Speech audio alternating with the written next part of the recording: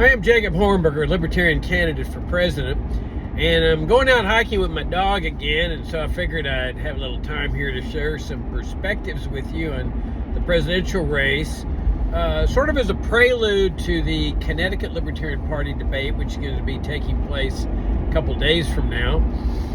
I wanted to just focus in on the difference between my message overall and the message of all of my opponents. Y'all have heard me say that their message cannot garner more than 1% of the vote. I mean, we know that. And the Wall Street Journal has now come out with two separate polls, one since the South Carolina Libertarian Party debate, and they both say that the Libertarian Party candidate gets 1% from the electorate. This is essentially the same thing that our presidential candidate got 3 years ago. And if things have not changed over the last 3 years, it's a virtual certainty that they're not going to be changing over the next 12 months.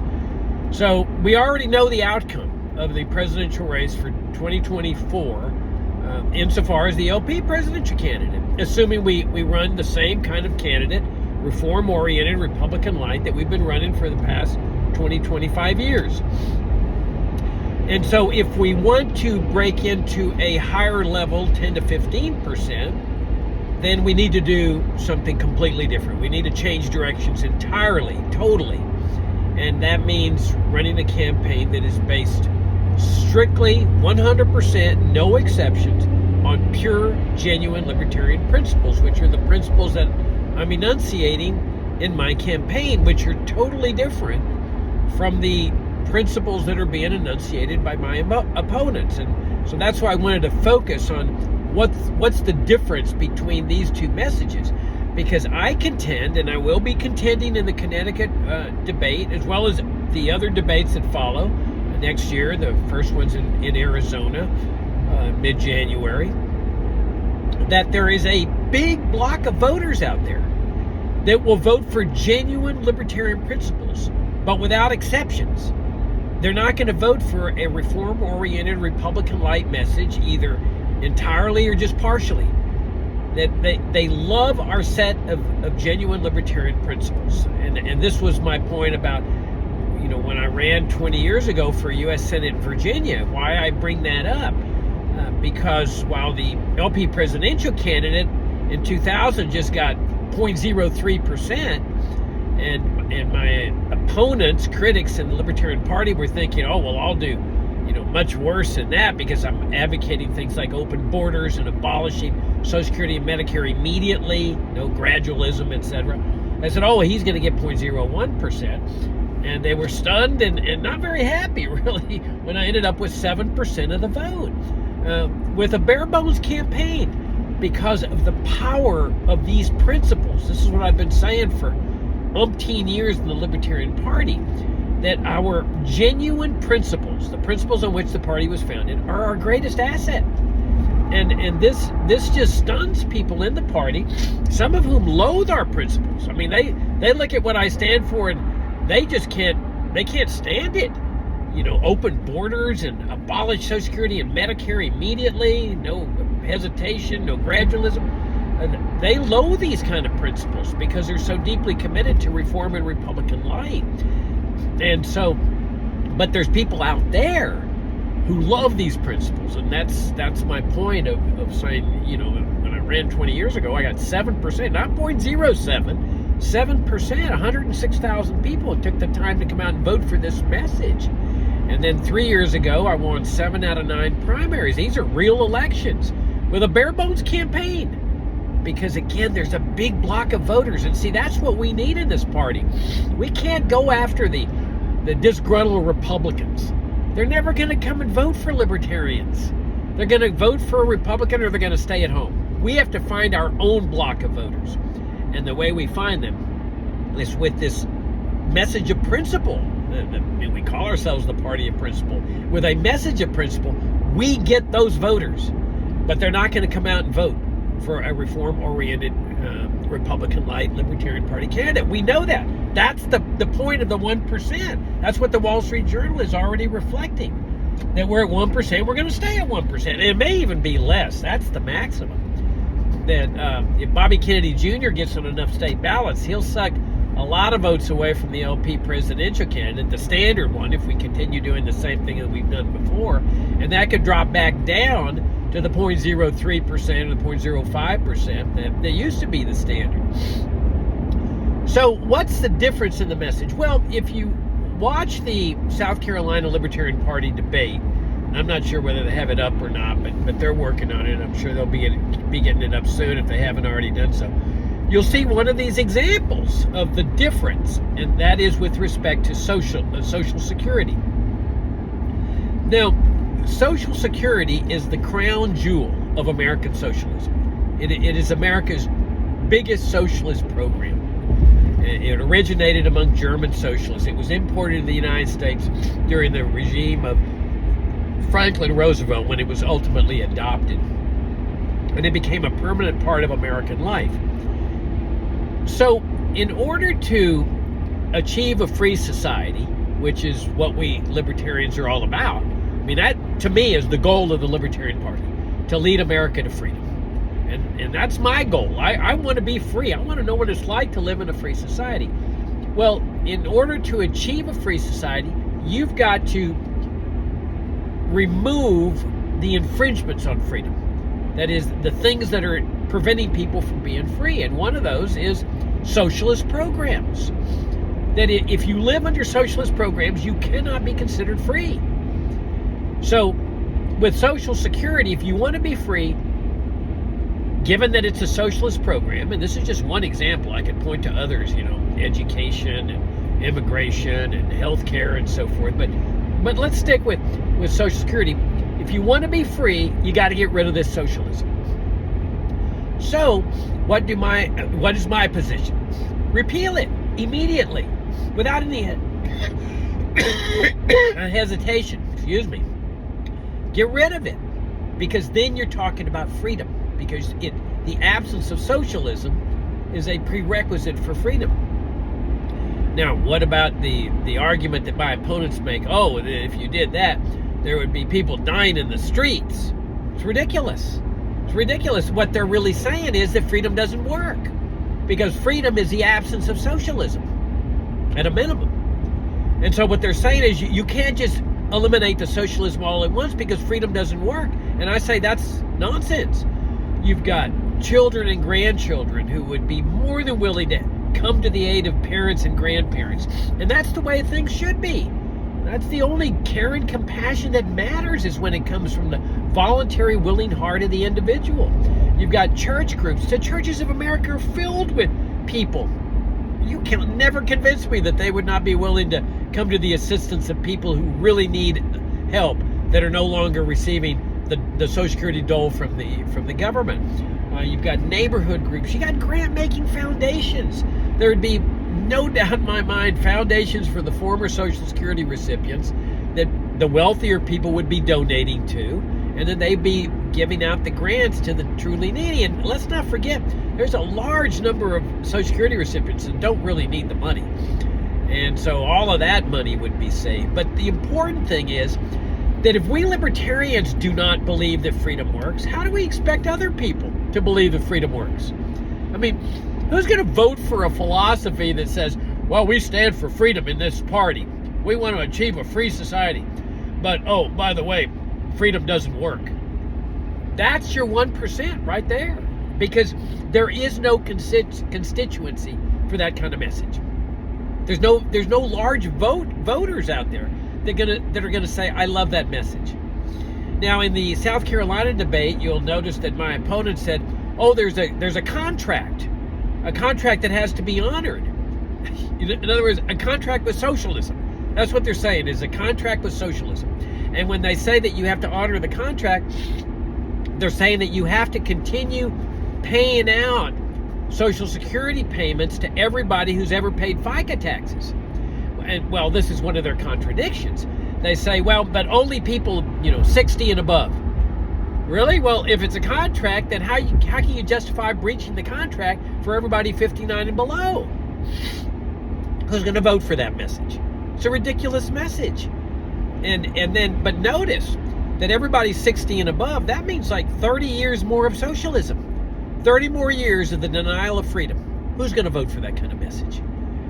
1% max. Because there's no constituency for that kind of message. And if you're going to honor this contract with socialism for the next 70 years, let's say for people that are 18 years of age right now that have already paid FICA taxes, you're talking about socialism for the next 70 years. That's the message of my opponents, that this party stands for freedom, but we've got to have socialism for the next 70 years or the next 30 years.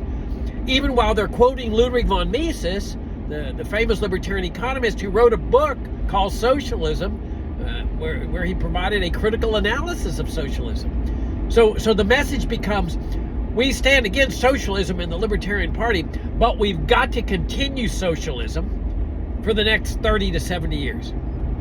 And some of my opponents in this race acknowledge that Social Security is an evil system, but yet they still say we've got to continue it. They call it an off-ramp or gradualism or some kind of reform, honoring the contract with socialism, which of course is ridiculous. There's never a contract with socialism. There's a welfare state socialist program. There's no contract. The government can repeal it and nobody can sue for breach of contract. This is a straight socialist program. But who's going to vote for this kind of message? This is the reason for the chronic standard 1%. And if LP members are satisfied with the 1%, great. We just run the same kind of. Any of my opponents will do the trick, because they'll all say, oh, off ramp and save Social Security and so forth. There's no constituency for that kind of vote or that kind of position. Or I should say, maybe it's the constituency is,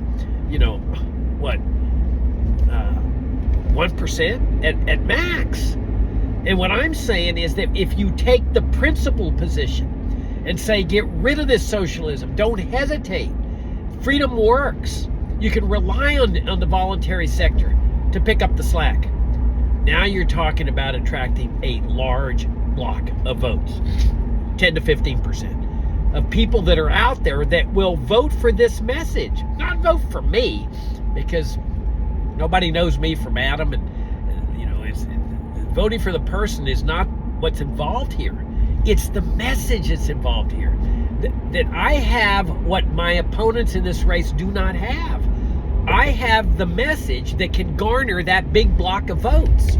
They don't. They're dead in the water. As soon as they took this position that Social Security needs to stay in existence and gradually reduced over the next 30 to 70 years, they're dead in the water. There's your 1%.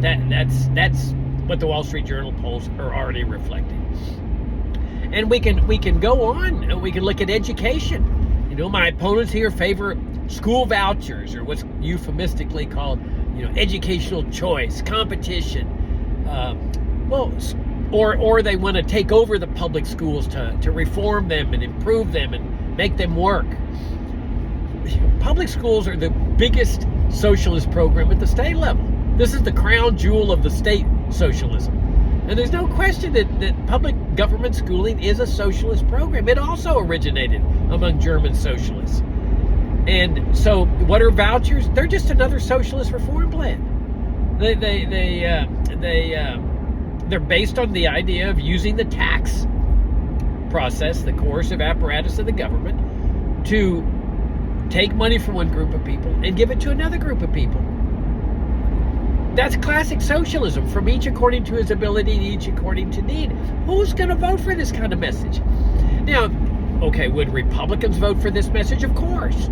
I mean, it's a popular position in the Republican Party. It always has been. School vouchers. Obviously, no Democrat's going to vote for a Libertarian Party presidential candidate that advocates vouchers. Democrats hate vouchers. But it's this reform Republican-like message has always targeted Republicans for votes. That's the whole idea of the Ron Paul strategy. How you hear one of the candidates, or more of the candidates maybe, in this race saying, this is the party of Ron Paul, this is the party of Ron Paul. What they're really saying is that the people that voted for Ron Paul, that big surge of voters, they have this fantasy that they're going to come and vote for the Libertarian Party presidential candidate. And they still have this fantasy, but it's just a fantasy, because Republicans will always stay with Republicans. They will not cross party lines in big numbers. If they would have, our presidential candidate in 2020 wouldn't have gotten 1% or a little bit over 1%. So it's never going to happen. But by adopting these Republican-like positions like school vouchers, which are a socialist reform plan, this fantasy that the Republicans are going to choose a Libertarian Party candidate to vote for instead of a genuine Republican is ridiculous. And so they cannot, the voucher proponents in this race, or the people that are trying to take control over the public schools so they can reform them, they're dead in the water because there's no constituency for a Libertarian Party presidential candidate that takes this position. There would be if they were running as a Republican. Republicans love school vouchers. They love the idea of taking control of the public schools and making the public schools teach the right things and so forth. But once you transfer that over to the Libertarian Party, dead in the water, 1% at most. When the real position, though, the freedom position is get government entirely out of education and stick with that message. Okay, don't mess it up with saying, well, that may be the ideal, but you see, because as soon as you hit with the but loses the block of voters that will vote for our principles. They're not interested in the buts. Okay? And the but always is, oh, well, I think that's the ideal, Jacob, but we've got to have school vouchers in the meantime. Or we've got to take control of the public schools in the meantime. Right there, dead in the water, 1% at most. Okay? And it's not freedom. You see, our job is to lead America to freedom, which means making the case for freedom. And even if the presidential candidate doesn't have anything to do with local school districts, the presidential candidate can make the case. Instead of just saying, oh, abolish the Department of Education, which is a stale, old, dried out position. I think Ronald Reagan called for it, the abolition of the Department of Education. The presidential candidate should say, look, government has no business in education at all. We need to separate school and state the way our ancestors separated church and state. Okay? And then make the case for that, which is a much more difficult case than school vouchers. All right, or we could also talk about Medicare and Medicaid and health care. About my opponent's favorite things like health savings accounts and something I think called direct medical care. All these reform plans that leave Medicare and Medicaid in existence, and try to say, well, we're gonna reform this socialist medical system, healthcare system, because Medicare and Medicaid again are socialist programs. In fact, if you add up Social Security and Medicare and Medicaid, you're talking about, unfunded liabilities that are twice the national debt. And so who's going to vote for this kind of message that says, well, we stand for freedom, but we got to keep Medicare and Medicaid and socialism and healthcare socialism in place, because without them, if we abolish them immediately, freedom doesn't work. The people would be dying in the streets. Okay? There's no constituency for a Libertarian Party presidential candidate that takes his position. There would be if he were running as a Republican, but not as a Libertarian Party candidate. And that's the reason for the 1%. I mean, how many times have LP members scratch your noodles after the 1% votes that are pretty standard and say, I don't get it, Jacob, everybody's a Libertarian, everybody's got a Libertarian streak in them. You hear them saying that. You hear my opponents saying that on podcasts and stuff. Well, I think most people are Libertarians deep down and they have a Libertarian streak. Really? Well, then why do they vote 99% against the Libertarian Party presidential candidate? Okay? Because of this reform-oriented Republican-like position. That's the cause. Right there. It's not insufficient money, and that's what I talked about in my commentary just a couple of days ago, where I showed that, Chase Oliver, who's a very likable guy there in Georgia, he got millions of dollars worth of free publicity, and he still only got 2% of the vote, 98% rejection rate, because of this reform-oriented Republican-like positioning and this platform. There's no constituency for it. no big constituency for it. And then on a national level, as we've seen with the Wall Street Journal polls, as we saw in the presidential race in 2020, it maxes out at 1%. Let's see, the immigration. All of my opponents favor government control over immigration, over the free movements of people. For 50 years, this party has stood for open borders, which is the only position consistent with liberty. In fact, let's keep in mind that all of these reform positions violate the core principle of our party and our philosophy and the pledge we all take. The non-aggression principle, school vouchers violate that pledge. They violate the core principle of our philosophy. So does keeping Social Security in existence for the next 30 to 70 years, because you're using that coercive apparatus of the state to fund it. And then you've got same thing with Medicare and Medicaid. Violation of our core principle in the pledge. And then immigration controls. And in one form or another, all of my opponents favor this government involvement in this activity. And for 50 years, this party has stood in favor of open borders. But as soon as you take the Republican-like position and the reform-oriented position, which is popular among Republicans, there's no question about it.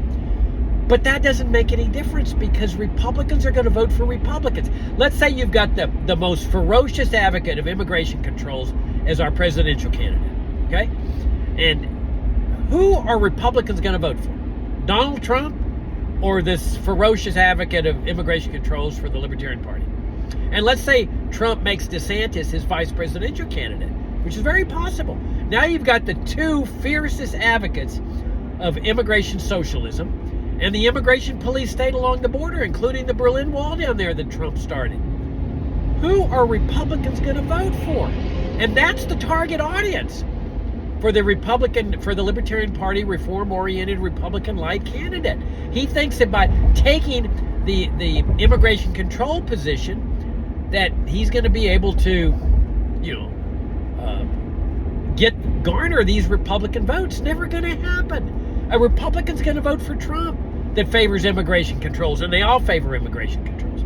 So the only chance to garner this big block of our voters, you see, we've got to find our own block of voters.